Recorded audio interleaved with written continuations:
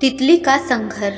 एक बार एक आदमी को अपने गार्डन में टहलते हुए किसी टहनी से लटकता हुआ एक तितली का कोकून दिखाई पड़ा।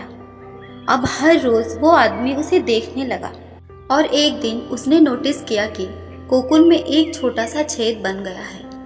उस दिन वो वहीं बैठ गया और घंटों उसे देखता रहा। उसने देखा कि तितली उस खोल से बाहर निकलने की बहुत कोशिश कर रही है, पर बहुत देर तक प्रयास करने के बाद भी वो उस छेद से नहीं निकल पाई और फिर वो बिल्कुल शांत हो गई, मानो उसने हार मान ली हो। इसलिए उस आदमी ने निश्चय किया कि वो उस तितली की मदद करेगा।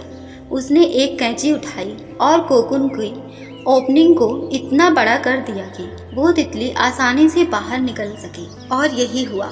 तितली बिना किसी और संघर्ष के आसानी से बाहर निकल आई, पर उसका शरीर सूजा हुआ था और पंख सूखे हुए थे। वो आदमी तितली को ये सोचकर देखता रहा कि वो किसी भी वक्त अपने पंख फैलाकर उड़ने लगेगी, पर ऐसा कुछ भी नहीं हुआ। इसके उलट बेचारी तितली कभी उड़ ही नहीं पाई और उसे अपनी बाकी की जिंदगी इधर उधर घिसटते हुए बितानी पड़ी।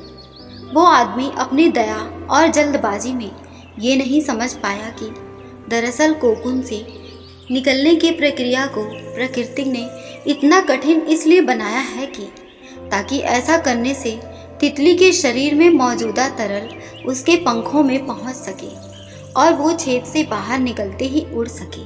वास्तव में कभी कभी हमारे जीवन में संघर्ष ही वो चीज़ होती जिसकी हमें सचमुच आवश्यकता होती है।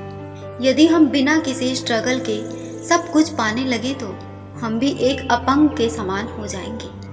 बिना परिश्रम और संघर्ष के हम कभी उतने मजबूत नहीं बन सकते जितना हमारी क्षमता है।